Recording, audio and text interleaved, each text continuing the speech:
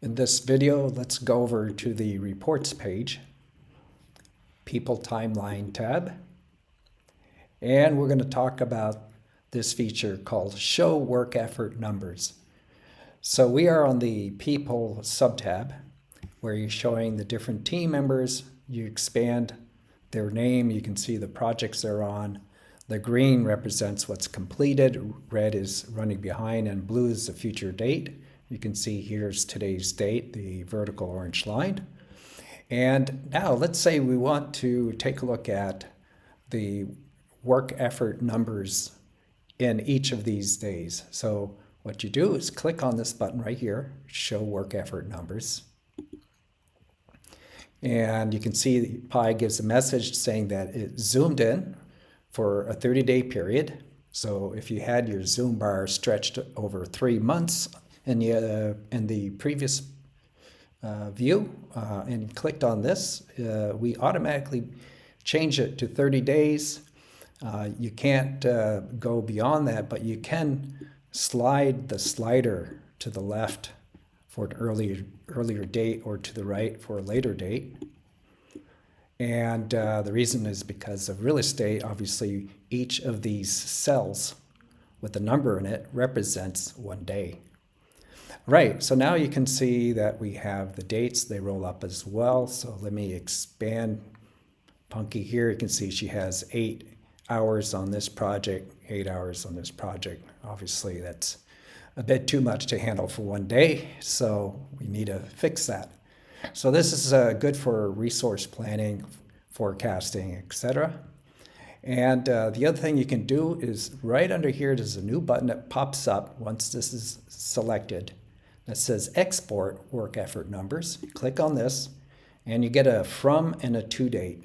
Now, even though this chart view is 30 days and you can slide it to different 30 days, you can export all of this data into a CSV file from whatever start date to whatever end date you want.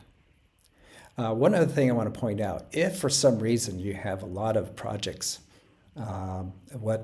instead of showing the names immediately once you clicked on the Show Work Effort Numbers, it's going to ask you to select a person. That's because the data load is too intense with too many projects.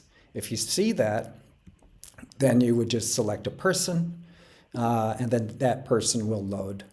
Now, before you select the person, if you want, you can just click on Export Work Effort Numbers, and without anybody selected, you can set the dates, and the spreadsheet will give you the entire list of projects, even if there's a lot of projects there. The only performance side is on the chart user interface, but the backend will easily handle the CSV export. Okay, so that's under people. And just to show you what the CSV looks like, I've got an example here. And this is how it's structured. So you have ID column, the username, the project, and then you have the column for each day. And then you can see here are the numbers for each day, for each person. So there you have it.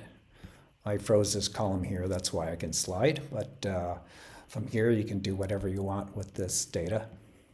Let's go back and take a look at the other tab called Projects, and you can do the same thing here. So we're going to Show Work Effort Numbers.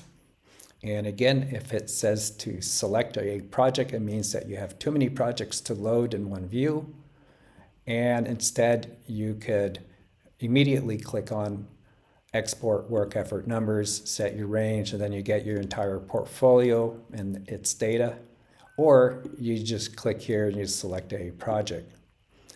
So this is just like the People tab, except it's in reverse, where it's showing you the project, and then you expand the project and it's showing the team members and their hours. So where does this data come from? Just a little side trip here to the project side. So here's an example project.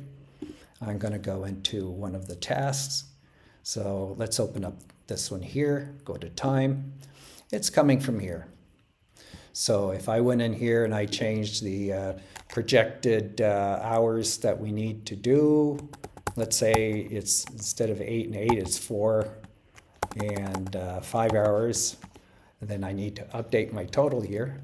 Don't forget to do that unless you want to keep it at 16. So click on this, and the total changes to 9 hours. So what's going to happen on the chart that I just showed you and the CSV is these numbers will change. Hopefully this video was helpful. Let us know if you have any questions. Thanks.